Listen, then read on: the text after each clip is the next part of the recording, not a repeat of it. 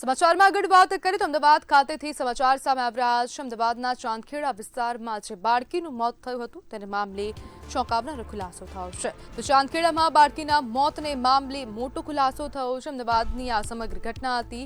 PM રિપોર્ટમાં ઘાતક bacteria મળી આવ્યા છે, જેમાં એસિનોબેક્ટર બાઉમાની બેક્ટેરિયાથી શરીરમાં ચેપ ફેલાયો હતો, જેના કારણે બાળકીનું મોત થયું છે।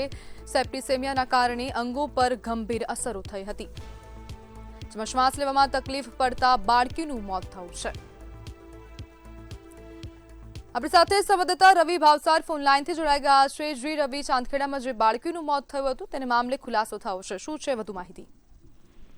બિલકુલથી જો વાત કરવામાં આવે તો ચાંદખેડામાં થોડા દિવસો અગાઉ જે પ્રમાણે જે બે બાળકીઓના કથિત મોતનો મામલો છે તે સામે આવ્યો, ત્યારબાદ અમદાવાદ પોલીસ અને અમદાવાદ ક્રાઇમ બ્રાન્ચના અધિકારી છે તે કામે લાગ્યા હતા। સમગ્ર તપાસ હાલ કરી રહ્યા છે।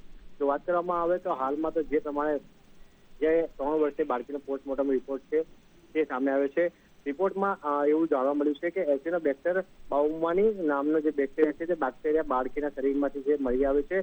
આ બેક્ટેરિયાના કારણે શરીરમાં ગંભીર ચેપ ફેલાય છે, અને સાથે જ જ્યારે ચેપ આખા શરીરમાં ફેલાય છે ત્યારે શરીરના અંગો પર ગંભીર પ્રકારના અસર કરે છે, અને સેપ્ટોમેનિયા તેને કહેવામાં આવે છે। આ ગંભીર ચેપના કારણે બાળકનું હૃદય અને શ્વાસ પ્રણાલી છે તે કામ કરવાનું બંધ કરી દીધું હોય છે।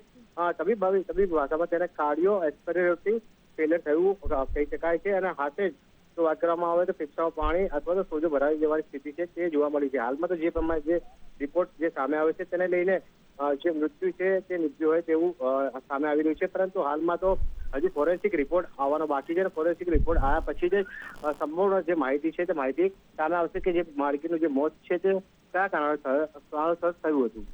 જી બિલકુલ રવિ, આભાર।